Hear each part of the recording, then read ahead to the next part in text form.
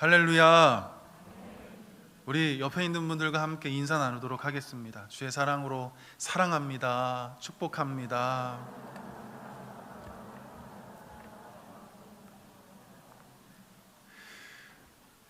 세상 많은 사람들은 자기가 존귀해지기를 바랍니다. 내가 높아지기를 원하고 또 내 이름이 널리 알려지기를 꿈꾸고 또 내가 그 누구보다 돋보이기를 소원합니다. 이 세상 사람들의 특징이죠. 대부분 내가 너보다 조금 더 괜찮다는 소리를 듣길 원합니다. 내 남편이 네 남편보다 훨씬 잘생겼다고, 내 딸이 네 딸보다 훨씬 이쁘다는 소리를 듣기 원하죠. 그래도 내 남편이 낫네, 아휴 다행이다, 막 이러면서. 하지만 내가 너보다 형편없다는 소리를 듣게 된다면 그것처럼 기분이 상하는 법은 아마 없을 것입니다. 계속적인 비교를 통해서 내가 너보다 우월하다는 것을 느끼게 될 때 사람들은 심리적으로 내가 저 사람보다는 좀 괜찮은 사람이구나 하는 안정감을 경험하게 된다고 합니다. 자기 불안을 이 비교 우위를 통해서 극복하려는 것이죠. 이처럼 이 시대를 살아가는 많은 사람들은 작게는 내가 너보다 더 높아지기를 바라고 더 돋보이기를 원하고 더 나아가서는 내가 유명해지기를, 그리고 내가 존경받는 자가 되기를 간절히 소원한다는 것입니다. 우리가 잘 알고 있는 사울 왕을 한번 보시기 바랍니다. 자기가 얼마나 이 존귀해지기를 바라는 사람인지 우리에게 잘 알려주고 있는 인물입니다. 하루는 하나님께서 사울 왕에게 아말렉을 치라고 명령하셨습니다. 그리고 하나님은 하나도 남김없이 모두 진멸하라고 말씀하셨죠. 그런데 사울 왕은 하나님의 말씀을 어기고 아말렉의 아각 왕과 그리고 살찐 소와 기름진 양을 모두 살려두었습니다. 백성들의 마음을 얻기 위함이었고, 그리고 백성들에게 높임을 받기 위함이었습니다. 그리고 심지어 사울 왕은 갈멜에 이르렀을 때 이 전쟁에서 승리했음을 자랑하기 위해서 기념비를 세웠습니다.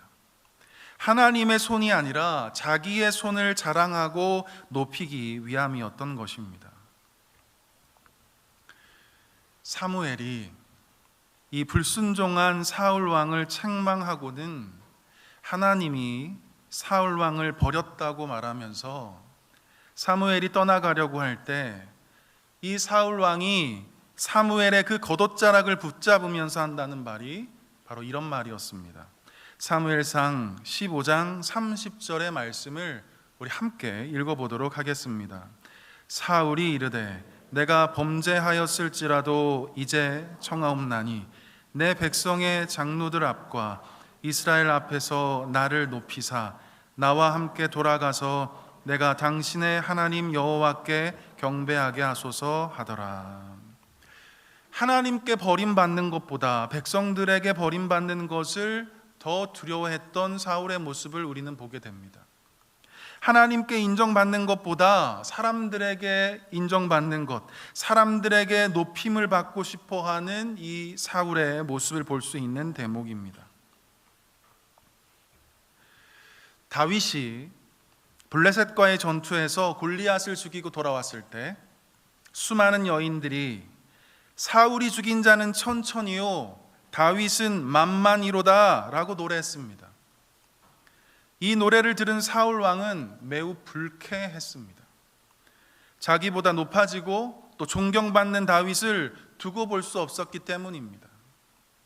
이때부터 사울은 다윗을 죽이려고 혈안이 되었던 것이죠. 자기가 유독 돋보이기를 원하고 또 자기가 그 어느 누구보다 높아지기를 원하는 자의 매우 추악한 모습을 이 사울을 통해서 우리는 확인하게 됩니다. 사울뿐만이 아니라 우리는 바벨탑 사건을 통해서도 하나님을 떠난 모든 이 죄악된 인간은 자기 자신을 높이기 원한다는 것을 우리는 발견하게 됩니다. 노아의 홍수 이후에 인류는 한 곳에 정착해서 도시를 건설하려고 했습니다. 그 일환 중 하나로 하늘에 닿을 수 있도록 탑을 높이 쌓아 올리기 시작했습니다. 인간은 왜 도시를 건설하고 바벨탑을 쌓으려고 했던 것일까? 그 목적이 무엇이었을까? 우리 창세기 11장 4절 말씀을 우리 함께 읽어보도록 하겠습니다. 또 말하되 자 성읍과 탑을 건설하여 그 탑 꼭대기를 하늘에 닿게 하여 우리 이름을 내고 온 지면에 흩어짐을 면하자 하였더니, 인류가 도시를 건설하고 또 탑을 높이 쌓으려고 했던 그 첫 번째 목적은 바로 자신들의 이름을 내기 위함이었습니다. 자신들이 존귀히 여김을 받기 위해서, 이 세상 사람들에게 잘했다고 칭찬받고 또 인정받고 싶어서 자신의 가치를 높이기 위해서 사람들은 도시를 건설하고 또 바벨탑을 높이 쌓으려고 했던 것입니다. 사랑하는 성도 여러분, 우리는 왜 사는 걸까요? 우리는 무엇을 위해 사는 걸까요? 우리는 왜 공부하고, 그리고 왜 사회생활을 하고, 또 왜 결혼하고 자녀를 낳아서 그렇게 힘들게 살아가는 것일까요? 사울 왕처럼 이 바벨탑을 쌓아가는 사람들과 같이 나를 높이기 위함인 것일까? 내 이름을 알리기 위해서, 내가 남보다 더 돋보이기 위해서, 내가 존귀히 여김을 받기 위해서일까? 오늘 본문에 등장하는 사도 바울은 내가 이 땅에서 왜 사는지, 내가 왜 존재하는지 그 존재의 이유를 우리에게 말씀합니다. 지금 바울은 로마의 지하 감옥에 있었습니다. 그의 목숨이 내일까지 일지 아니면 그 다음 날까지 일지 담보할 수 없는 처지에 있었습니다. 그런 그가 자신을 걱정하는 성도들에게 편지를 쓰면서 자신의 석방을 도와달라고 얘기하지 않습니다. 이 감옥에서 풀려날 수 있도록 손 좀 써달라고 구걸하지 않습니다. 오히려 사도 바울은 자신이 감옥에 있는 것이 유익이 된다고 말합니다. 어떤 이유에서일까? 오늘 본문 말씀, 우리 12절, 13절, 우리 14절 말씀을 우리 한번 읽어보도록 하겠습니다. 형제들아, 내가 당한 일이 도리어 복음 전파의 진전이 된 줄을 너희가 알기를 원하노라. 이러므로 나의 매임이 그리스도 안에서 모든 시위대 안과 그 밖에 모든 사람에게 나타났으니 형제 중 다수가 나의 매임으로 말미암아 주 안에서 신뢰함으로 겁없이 하나님의 말씀을 더욱 담대히 전하게 되었느니라. 아멘. 내가 당한 일이, 지금 감옥에 있는 이 일이 도리어 복음 전파의 진전이 되었다고 지금 사도 바울은 12절에서 말씀하고 있습니다. 내가 감옥에 갇힌 이 일로 인해서 더욱 복음이 확장되어 가고 있다고 14절에서 사도 바울은 고백하고 있습니다.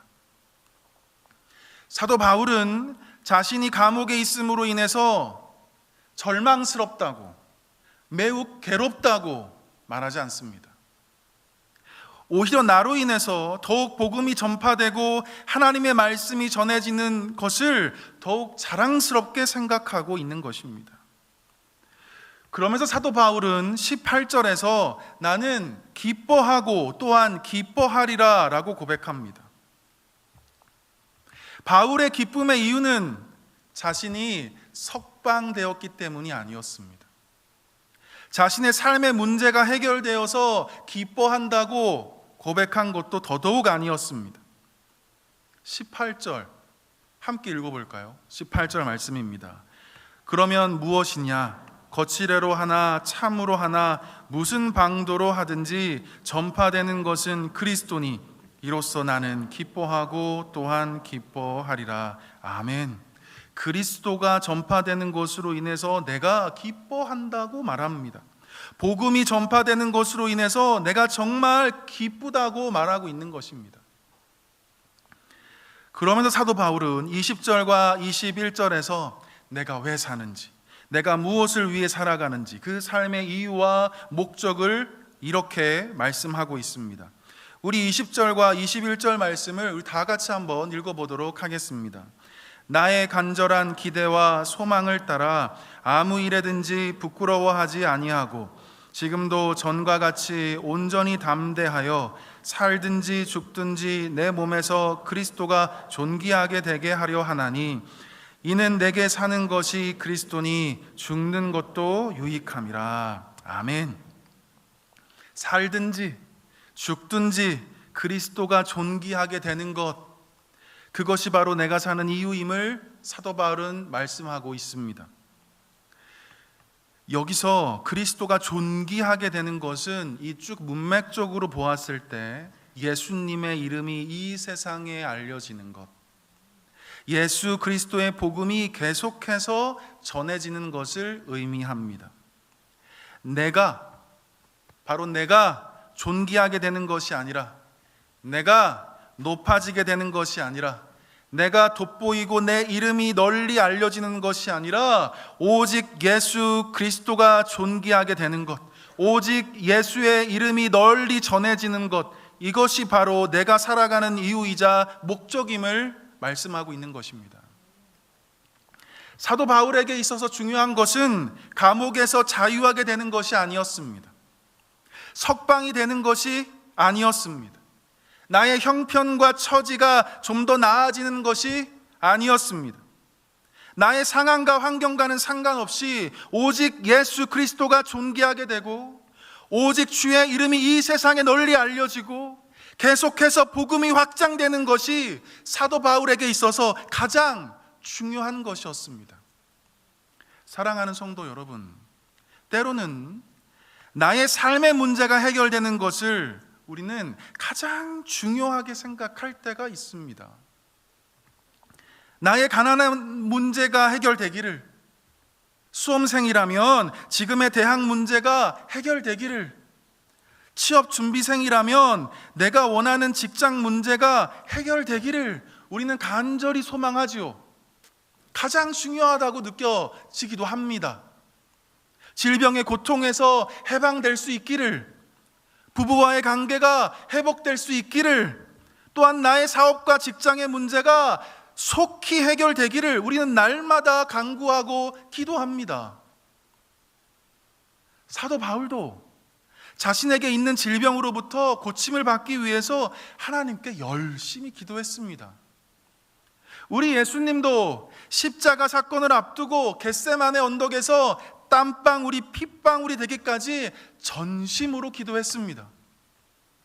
그런데 문제는 우리가 신앙하는 유일한 이유가 그저 나의 형편이 좋아지는 것에만 있다는 것이 문제인 것입니다. 우리의 신앙의 전부가 늘 삶의 문제 해결에만 초점이 맞추어 있다는 것이 문제가 되는 것입니다. 내가 존재하는 이유와 목적이 내 처지가 개선되고 더 풍요로운 삶으로 나아가는 데에만 집중되어 있다는 것이 문제인 것입니다. 사실 제가 지금 이 사도 바울의 입장이었다면 인간적인 마음으로 나를 좀 여기서 꺼내달라고, 자유의 몸이 될 수 있도록 좀 도와달라고 편지를 써서 그렇게 보냈을지도 모르겠습니다. 그런데 사도 바울은 나의 삶의 문제가 해결되는 것이 중요한 것이 아니었습니다.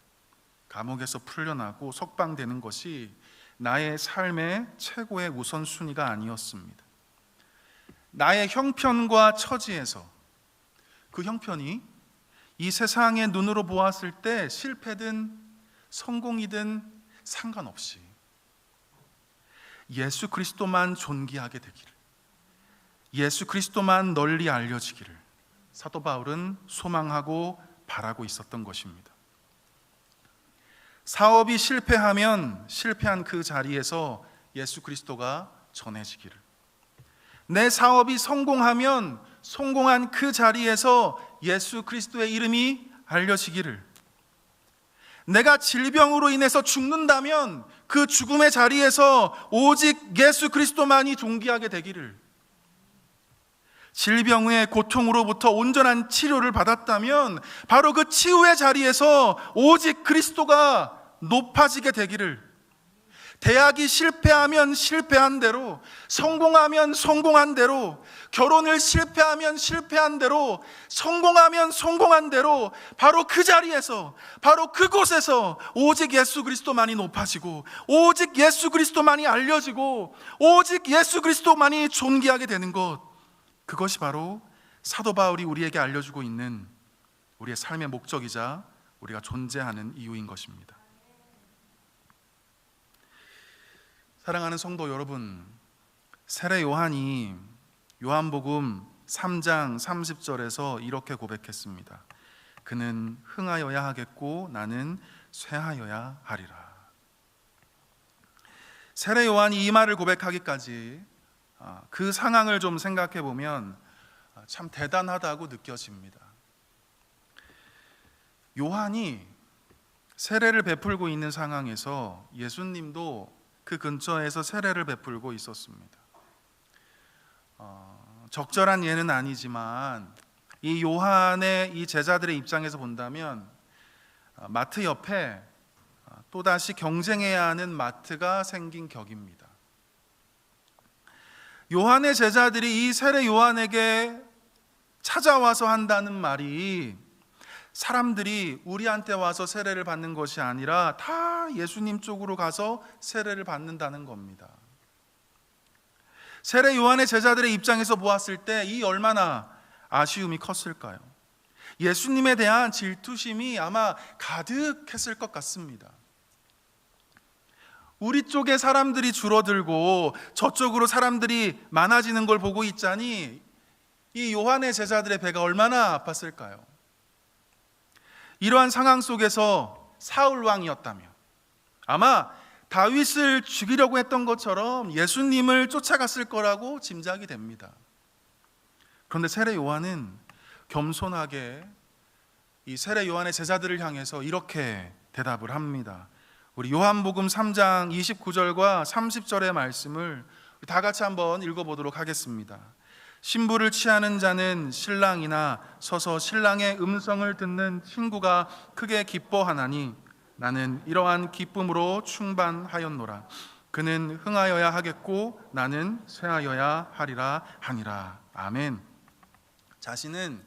세례 요한 자신은 신랑이 아니라는 겁니다. 그리스도가 신랑이라는 것이죠.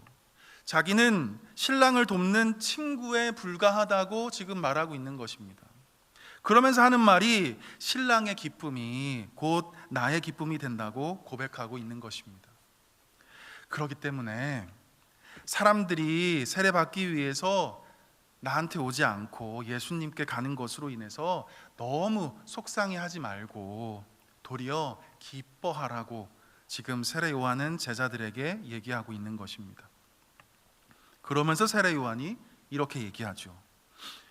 우리를 구원하기 위해 오신 예수 그리스도는 흥하여야 하겠고 예수 그리스도의 오심을 준비하는 나 세례 요한은 쇠하여야 하리라 라고 말합니다. 내가 높아지는 것이 아니라 우리 예수님이 높아져야 한다는 말씀입니다. 나는 낮아지고 우리 예수님이 영광된 자리에 앉아 있어야 한다는 말씀입니다. 겸손히 나를 낮추고 하나님을 영화롭게 하는 것, 하나님을 존귀하게 하는 것, 하나님의 이름이 널리 전해지는 것, 그것이 바로 세례 요한의 삶의 목적이었던 것입니다. 저는 세례 요한이 감옥에서 목이 잘려 죽임을 당했을 때 그의 고백을 한번 상상해 보았습니다. 자기를 신랑의 친구로 표현하고 오직 그리스도만이 높아지기를 간절히 원했던 이 세례 요한이 감옥에서 그 목이 잘려나가는 그 순간 뭐라고 얘기했을까? 지금 이 삶의 문제를 해결해 달라고 하나님께 기도했을까? 나를 지금 이 감옥에서 석방시켜 달라고 그렇게 간절히 매달렸을까? 살든지 죽든지 내 몸에서 그리스도가 존귀하게 되게 하려 하나니 이는 내가 사는 것이 그리스도니 죽는 것도 유익함이라. 이 사도 바울의 고백이 세례 요한의 고백이었을 것 같다는 생각을 했습니다.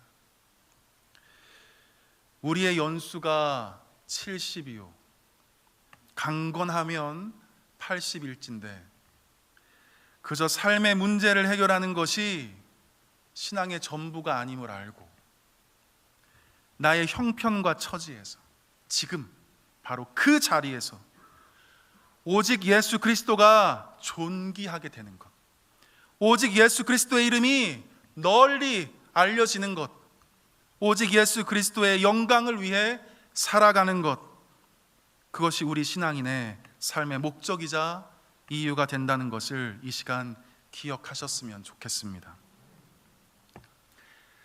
신앙의 신비가 무엇인지 아십니까? 주를 위해 살 때 주님이 우리를 위해 주신다는 것입니다. 승리할 수 있기를 주님의 이름으로 간절히 축원합니다. 기도하겠습니다. 거룩하신 하나님 아버지, 우리가 주님을 위해 살지 않고 그저 나의 안위와 나의 즐거움과 나의 행복만을 위해 살아갔던 지난날 우리의 연약한 모습을 용서하여 주옵소서. 사도 바울의 고백처럼 우리가 살든지 죽든지 우리를 통해 오직 예수님만이 높아지기를 소망합니다. 우리가 살아도 주를 위해 살고 죽어도 주를 위해 살게 하여 주옵소서.